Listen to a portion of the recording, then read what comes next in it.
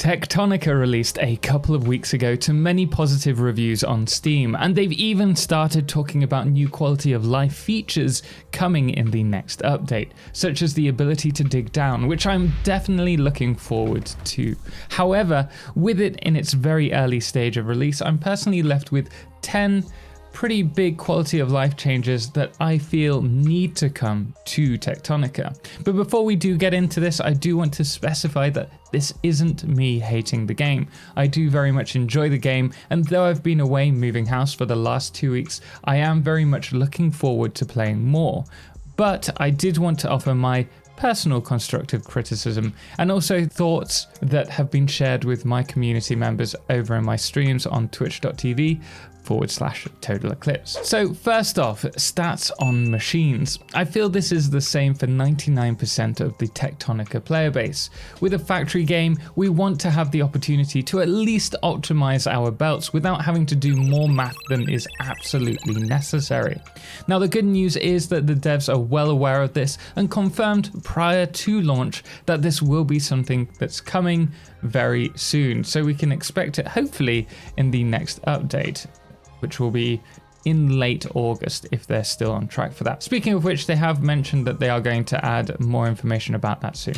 But until they add production stats to machines, there is a calculator website for Techtonica, which is incredibly useful even in its basic form to help you optimize your belts. So make sure to check the website out. I'll also put a link to that in the description below. Another big change that does need to happen though in my eyes is an improved remapping of keybinds. Currently we can remap keys by going to the controls and clicking the remapping button. However, I'd love the option to marry sets of keys together. For example, I abhor switching hotbars as we have to hold down control and then press the number keys to swap them. I can't seem to change this if I'm looking at the key mapping, but if I could, I would do something similar to Satisfactory, such as the use of control or shift being held down and then using the scroll button on the mouse so that I can scroll through the multiple hotbars. This really doesn't sound like a big deal, but stretching my fingers between the control and then the numbers is pretty uncomfortable, and as far as I can tell, we don't have the ability to change that to something that feels much more natural. But this could just be me though, so do let me know if you can change it in the comments below. Maybe I've missed that. Probably from a very greedy standpoint, the biggest change that I personally want to see is nameable saves, and better yet, separate folders for the separate saves. This isn't something that most players need, as you'll generally focus on one playthrough at a time. But I've been trying to run a separate Let's Play save to my stream save, and the only way I can tell which save is which is by going through dates and times, and this has made my work considerably more difficult. Thankfully though, I should mention that Lauren did jump into one of my recent streams and confirmed that this is something that they are going to be adding, and you can expect to see a lot more content from me when that happens.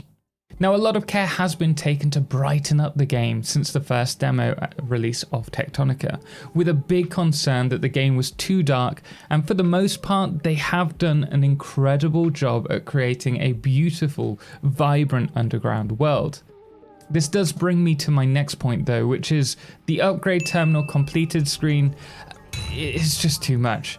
It may be a short screen, but I feel my eyes are being bombarded, and if I'm focusing on getting a particular factory setup, I find it frustrating not being able to see what I'm doing for the 5 seconds or so that it's on.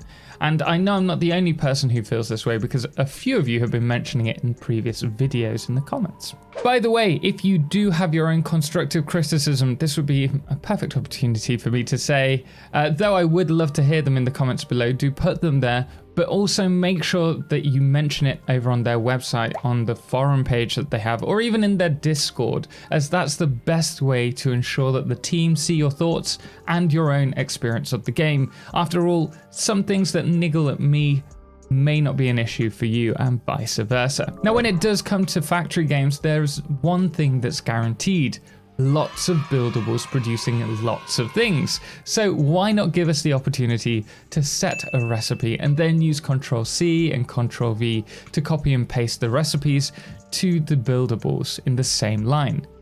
Even better, as I mentioned prior, I would love an eyedropper tool to copy and paste buildables. Satisfactory uses just the middle mouse button, so when I click that in, I can easily select an item that's already in front of me just by centering my cursor over that, clicking the button, and then I'll be able to build that where I want. It is a huge time saver. I can't stress that enough. And if this could be married with automatically setting the production to the same as the buildable copied, I'm sure it would be a huge change for the better for the community. When exploring, another pet hate of mine is the ability to use set buildables that you discover in the various factories that are outlying the world, but we're not allowed to pick them up and place them where we want. Or for that matter, correct these water wheels so that they're facing the flow of the water rather than against it, which is just slightly frustrating having to deal with that.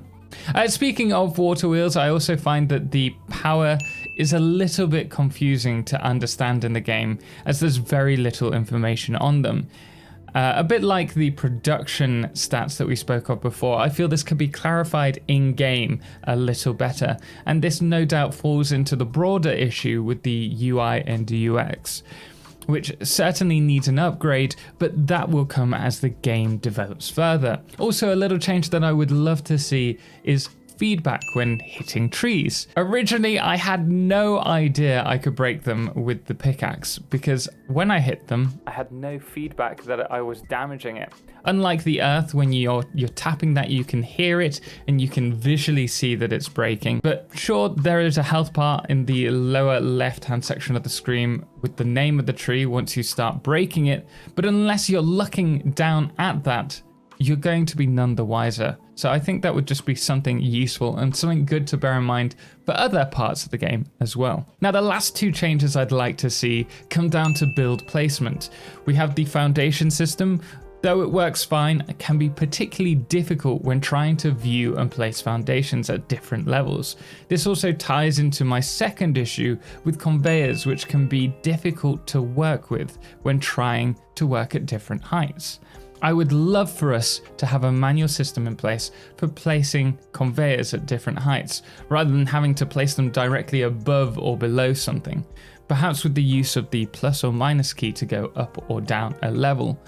Of course, me saying this makes it sound so much easier to fix than actually programming all of these small changes, but I do feel that they would greatly improve the experience for players like myself. And a final addition mentioned a few times by my community is the thresher speeds and the inserter outputs not being able to keep up with the demand. I haven't got to that point in game because they were talking about the end game, but it's something that I've noticed early on with the threshers as well. But I do believe it's something that Firehose are well aware of and plan on fixing someday soon. But guys, do let me know what you'd like to see in the comments below, and make sure to subscribe for more Techtonica content.